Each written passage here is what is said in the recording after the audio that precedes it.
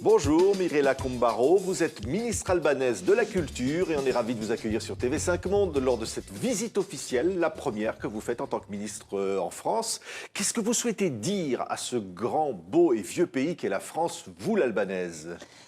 Tout d'abord, je veux lui dire que les liens entre nos deux pays sont très profonds, sont culturels, sont émotionnels, sont historiques et qu'on a un intérêt commun, la France et l'Albanie, l'Europe et l'Albanie, à garder, à renforcer ces liens, à les promouvoir dans l'intérêt commun, non seulement des Albanais et des Français, mais de tous les Européens. Oui, c'est une diplomatie culturelle pour remplacer une diplomatie politique qui n'y arrive pas ?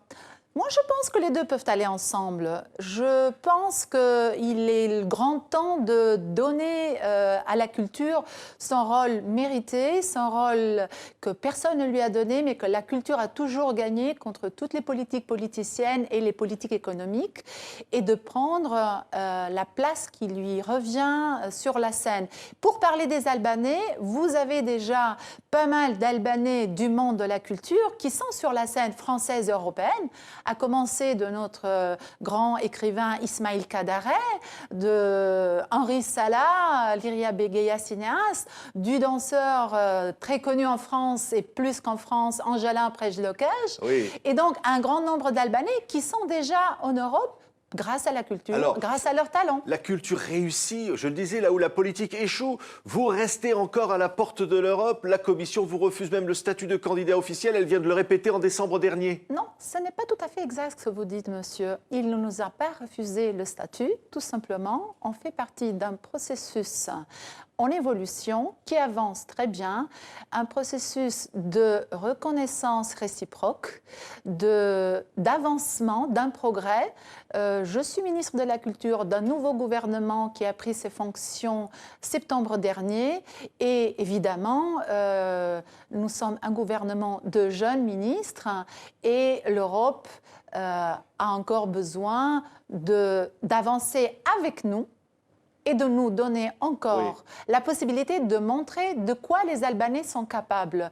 Non seulement le gouvernement, mais le peuple albanais. Une chose est sûre et certaine, c'est que les Albanais ont quitté une longue période au début des années 90 de dictature la plus féroce et ont avancé d'une rapidité grâce à une énergie positive. Il faut la revaloriser, cette énergie. Justement, on a quitté la dictature et notre devise était « On veut une Albanie comme toute l'Europe » parce qu'on l'est européen. Effectivement. Oui. Et donc, il faut le reconnaître. Alors, vous l'êtes, vous voulez qu'on le reconnaisse. Qu'est-ce que vous souhaitez? Un statut d'adhérent, un statut d'association très étroite, une coopération renforcée? Qu'est-ce que vous souhaitez? Nous avons un seul objectif. Le seul objectif, c'est d'intégrer justement cette famille européenne. Et pour y arriver, il y a certaines étapes. Évidemment, il y a certains devoirs, certaines tâches que nous avons totalement assumées et il y a une mobilisation totale, non seulement du gouvernement, mais de tous les peuples, de tous les acteurs, de toute la société civile. Donc aujourd'hui, vous remplissez selon vous les critères?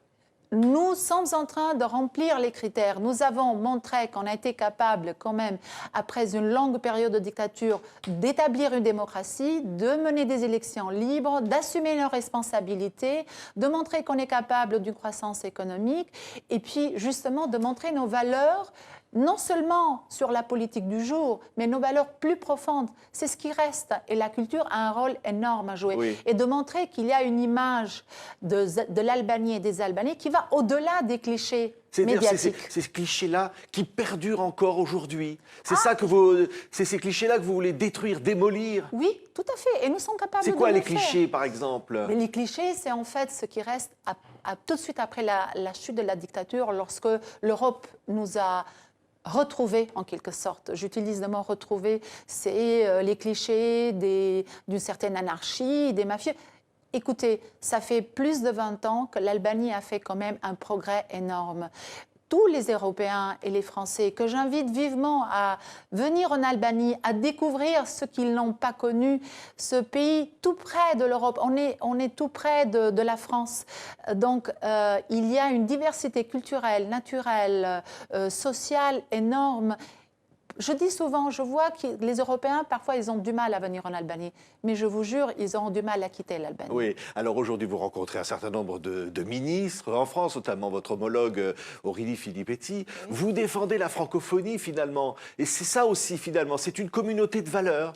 Exactement. Je rencontre non seulement Madame Filippetti, mon homologue, je rencontre aussi Madame Benguigui, ministre pour la francophonie.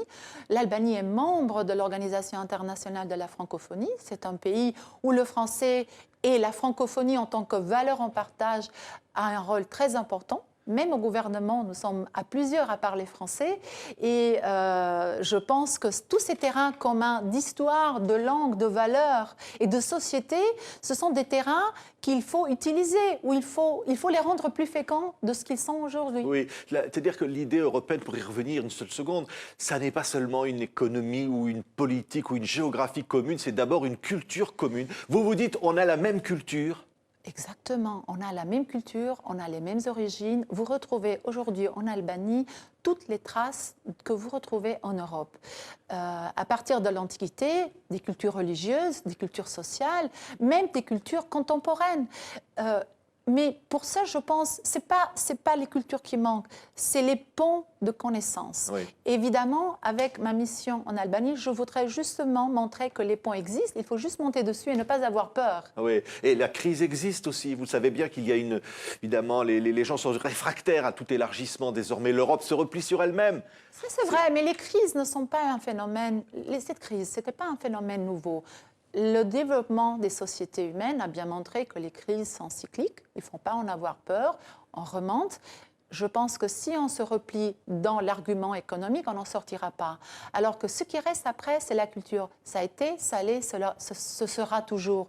Et donc, il y a une place sur la scène mondiale, sur la scène européenne, qu'il ne faut pas laisser aux peurs. Il faut, aux peurs au pluriel. Il faut que cette place libre soit prise par la culture parce que ce sont des valeurs durables, premièrement. Deuxièmement, l'économie, la politique, l'administration, ça a toujours des frontières. S'il y a un espace sans frontières, c'est la culture. C'est là où les gens, les idées, les valeurs peuvent circuler librement. Et ça, j'y crois fortement que ça aura un rôle très important à jouer. Et justement, je veux le montrer aux Français, aux Européens, parce que les Albanais y croient très fortement. Sinon, je ne serais pas là. Merci en tous les cas d'être là, d'être sur le plateau de TV5 Monde. Merci Madame la Ministre, votre parcours est étonnant. Vous venez de la culture et vous connaissez bien la France en particulier. On était ravis de vous accueillir. Merci Monsieur, c'était un plaisir pour moi aussi.